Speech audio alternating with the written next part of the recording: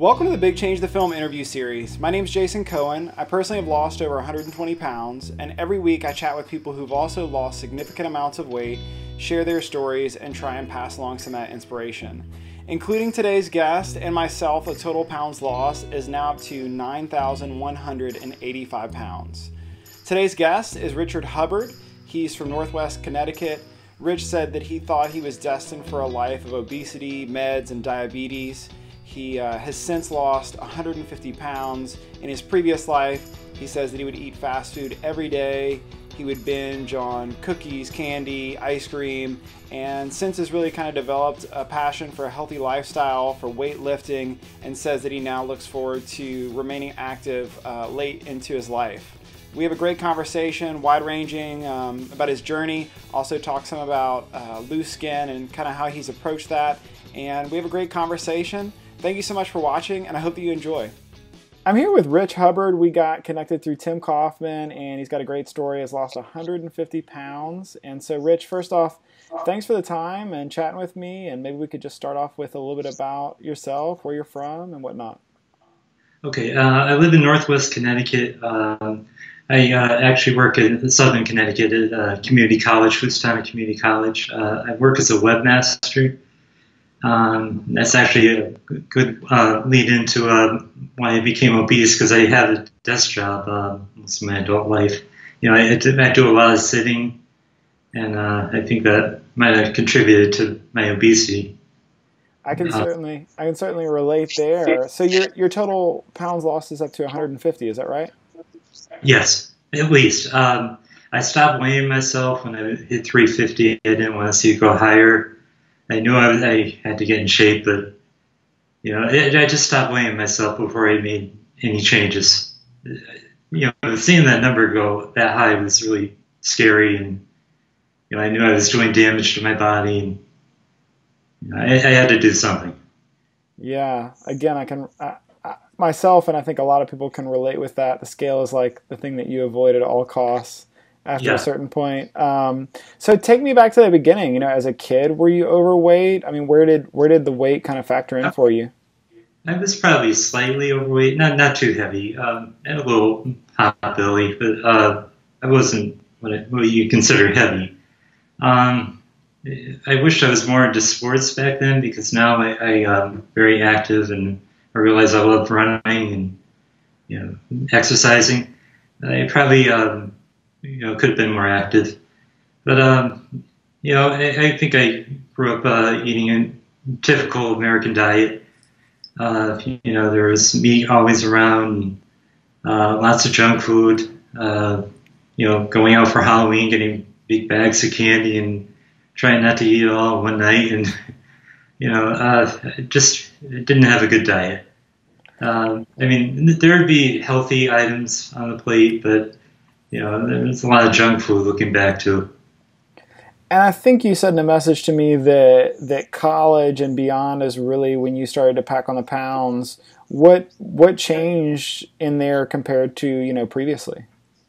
Well, actually, college, it's interesting. I think freshman year I started to get in shape. That's when I first started to do some weight training. But I kind of lost interest probably around sophomore year, and then gradually the next couple of years I put on a little weight. But then I took it off too pretty easy in college. So I wasn't really heavy, I would say, in college. Not too heavy, but parts of it I was probably heavier, and then parts of it I lost weight too. It was really after I graduated college. That's when I really started gaining weight. I think, yeah, I had trouble finding a job at first when I got out of school. I didn't really find anything in my field right away. I took small jobs at Subway or Pizza Hut, and of course I ate all their bad food back then. And probably 5 years after college is when I really started to gain weight, and then a couple of years later, I found myself 350 pounds. I never was careful with what I ate. I wished I were. Well, it sounds like, you know, 350 is a far cry from where you were when you started college, or when you started, after college, what were kind of your pitfalls as far as food goes? Was it fast food? Was it sweets? What really did you in?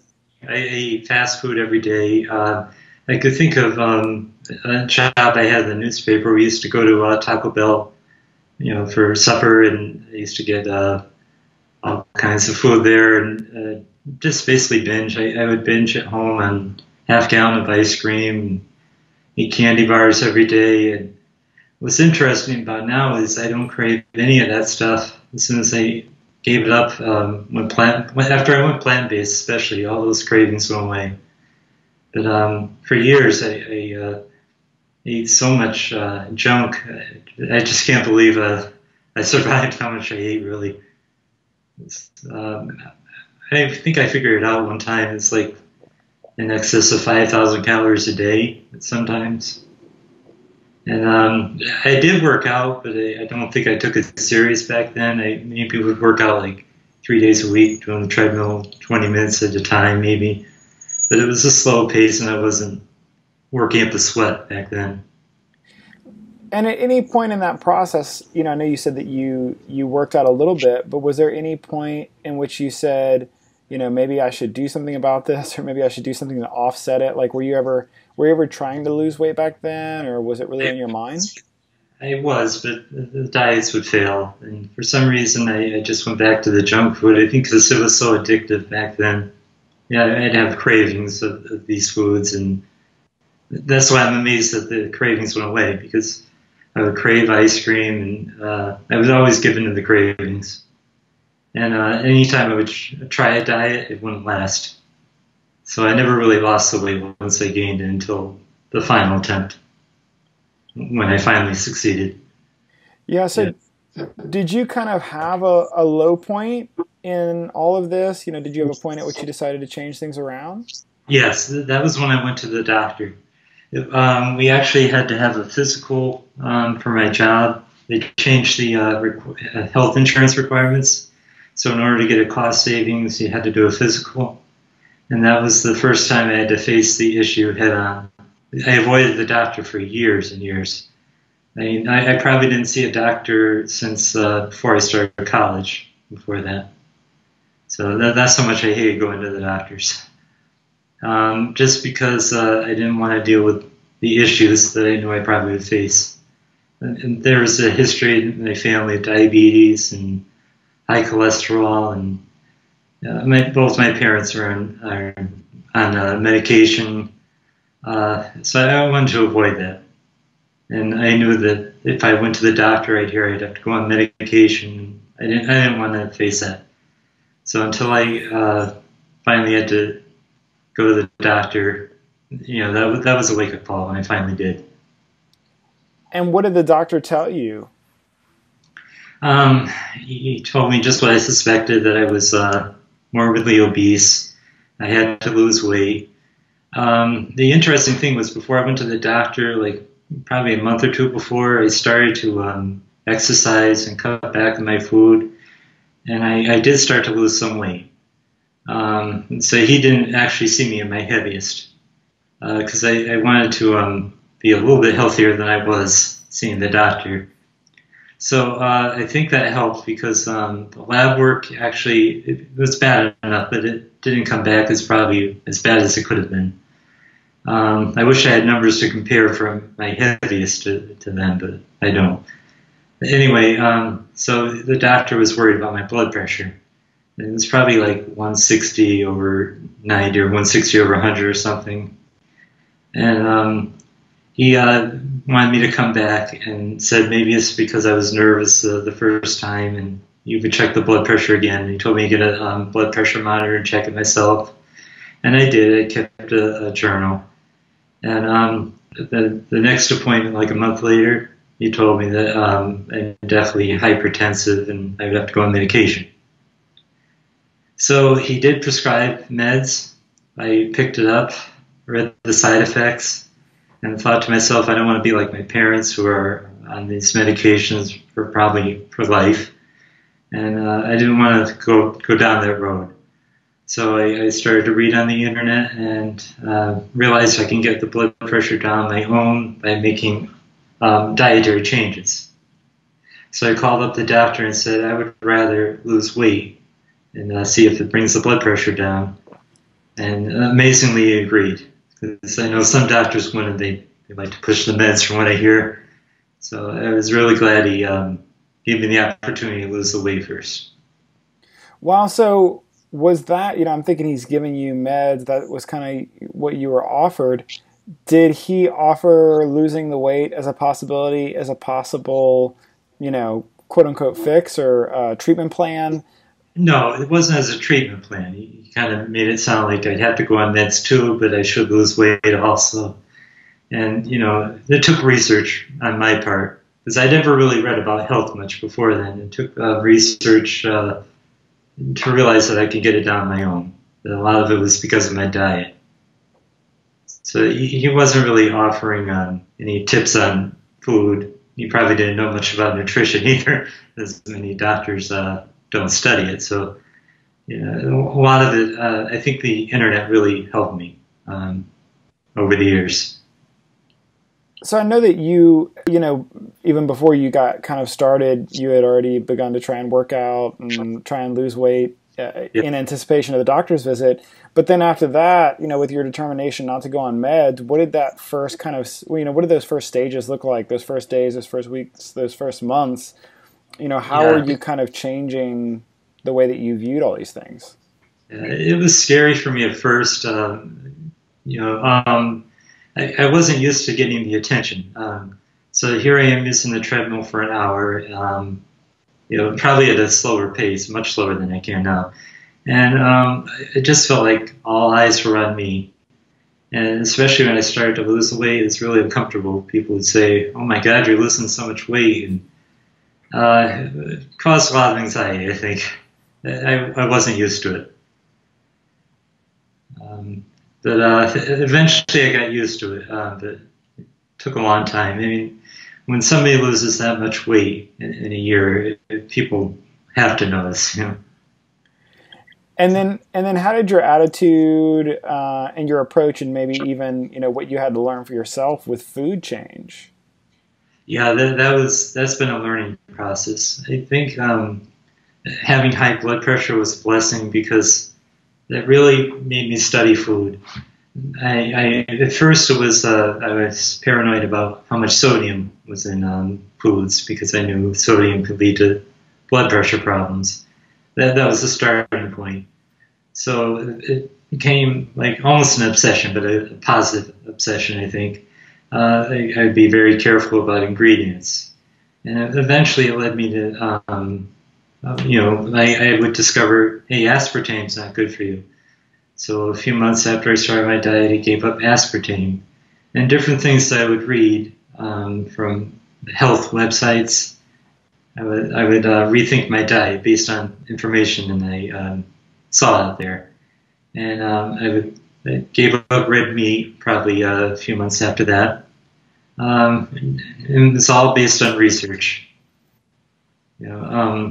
And for some reason, when I gave up these foods, I don't know if it's psychological, but I never really craved them afterwards, which I think is interesting. Everybody asks me, don't I crave, any of these foods anymore? And I really don't. I don't know why, but I'm happy I don't. And I'm just thinking, you leave your doctor's office, he's prescribing a ton of medicine. Then you're a 312 or whatever pound man telling him you're going to lose weight instead. What has your doctor's response been, throughout this whole process, and what's that look like today? Yeah, well, my doctor has since retired, another doctor, by the way, but he was very impressed. He didn't, I don't think he believed that I could really do it. I don't think anybody really believed that I could do it. But I realized something about myself in the process that I like to prove people wrong. That's also why I became plant-based, because there's so much opposition at my gym, for example. People believe you can't build muscle. Well, I want to prove you can. So it's just my personality, I guess. I didn't never really realize I had, but I like to prove people wrong. So I think, him saying that I have to be on meds, well, I wanted to prove him wrong. And I'm just happy it was a success. That's great. Is there anything about this process that has, surprised you along the way? Anything that has happened to you or anything about life now that you just would have never imagined previously? Yeah, I realized that I don't think I actually enjoyed the food then. I think it was more of an addiction. I realize now that I actually enjoy food. I know other people say they don't eat to live anymore, but I do get an enjoyment out of food, just the healthier foods. I enjoy shopping for it. I enjoy research. In fact, I never really told anybody this, but I would love to be a nutritionist someday. Go back to school, and I'm really into that now. I love reading about studies. I'm really into Dr. Greger and nutritionfacts.org. I just love reading that stuff and offering people tips online. I share tips all the time on Facebook, and that's the biggest change for me. I never imagined that I'd be in a role where I'd be helping others. That's great. I know that, reading Robert Cheek's book made a pretty big impact on you. Would you mind kind of talking about that? And maybe for somebody who doesn't know who that is, kind of give a little bit of intro for that? Definitely, definitely. I had a big issue, as many people did, losing weight with loose skin. And unfortunately, I still have loose skin around my abs, although it's better. But I didn't want to do surgery. For one thing, I'm afraid of surgery. But another, I went so far without surgery, it feels like, I don't know, it doesn't feel right to me to do surgery for loose skin when I did this whole process myself. And everybody seemed impressed with that I didn't do a gastric bypass. So this loose skin was bothering me. I had loose skin in my arms, just various places on my body. And I did lots of research on how to tighten skin, and I realized that my arms were probably loose because I didn't have much muscle tone. I was lifting weights, but I don't think I like to give plants the credit for building my muscle, but I also don't think I was eating the right foods for muscle building back then. I know the plants are keeping me healthy, but I probably wasn't eating the right diet back when I was having poultry and things still to gain enough muscle. But anyway, when I went plant-based, I was able to I don't know, figure things out better, the proper diet. And Robert Cheek played a big role in learning what foods to eat, and just seeing his website, I realized, wow, I can really gain muscle as a plant-based eater. I never thought of that before then. I was worried about getting sick. It was really all about health for me now. I didn't want to get sick by ingesting too much animal protein, which I keep reading is bad for you.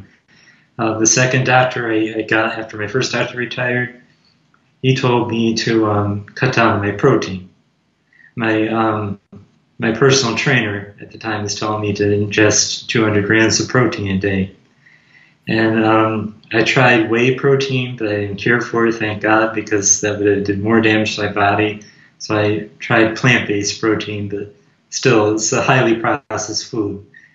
And so my doctor told me I got to cut down on the protein because, it can cause some damage to my body.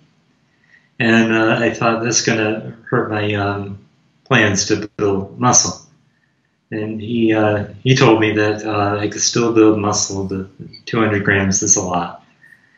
And so that opened my eyes. And interestingly, my doctor is mostly plant-based. That wasn't on purpose. I just happened to pick the right doctor. He'll occasionally eat meat, but for the most part, he eats lots of veggies and fruit. So anyway, back to Robert Cheek. I came to his website. I saw you can build muscle, and I saw the impressive results he was getting and some other people he was showing on the site. And I ordered his book, Shred It. I was really very excited about it because I thought this is really going to make a big impact. I think I still had the mindset I should have a lot of protein. And since reading his book and reading all these vegan bodybuilders, you could do it on a whole food, plant-based diet. So I kept educating myself after I saw his website, found other vegan bodybuilders. There's Will Tucker, and there's so many out there. And I realized that there's such a misconception at my gym and other gyms, I'm sure across America, that you have to have meat to build muscle. And to just prove that wrong, it's amazing. Yeah, that's why I like to wear my shirt, which you can see I'm wearing now. I wore purposely for the interview. I probably wear vegan bodybuilding shirts. I want people to realize that I'm lifting weight, but yes, I don't eat meat. And I have gotten a lot of questions from people. And of course, the classic question is, where do you get your protein from? And I hear that probably 3 or 4 times a week. So there's a lot that needs to change still, but I think all the vegan bodybuilders out there are changing the perception. So I know for a lot of people, that loose skin thing is something that is either an issue that people deal with, or it's a perceived concern for somebody who's really early on. It's just the idea of not knowing what you're going to look like. And, I've heard people say, I feel like I'm going to look deflated, or I look deflated. So how has your body kind of changed since you've incorporated weightlifting into your regimen, and maybe even specifically, you can feel free to talk about how that book, helped you with all of that. Yeah, that's a good question. Well, first I should mention that I did do consultations for tummy tucks. I in the back of my mind, I don't think I ever would have considered it, but I just wanted to hear what the procedure was like. And after I heard that you can't do any exercise for, I think they said a couple months, and you have to be still, and I've talked to other people about it, and I realized that this could be like a scar. People who are in the war, maybe they have a scar to brag about. I'm trying to get to that phase. I'm still not proud of my abs the way they look, but I think that it motivates me when I see it. Even though it might be a dream that I'll have 6-pack abs one day, but it's still in the back of my mind, maybe it'll happen if I keep working hard. So I think it's actually a positive thing to see some of the loose skin. But the muscle definitely helped my arms. I don't have much loose skin there, and I'm really pleased with the results. It was an amazing transformation, I think, for me to see some of the loose skin go away. Like my neck, I don't have any loose skin there. It takes time. I think a lot of people think, maybe they have to go into surgery right away. I think people have to give it time and let the skin settle down first. I don't think people are going to look their best after their lowest weight, because the skin has to catch up, no matter how slow you go, how fast. I think it just you have to go through a long phase.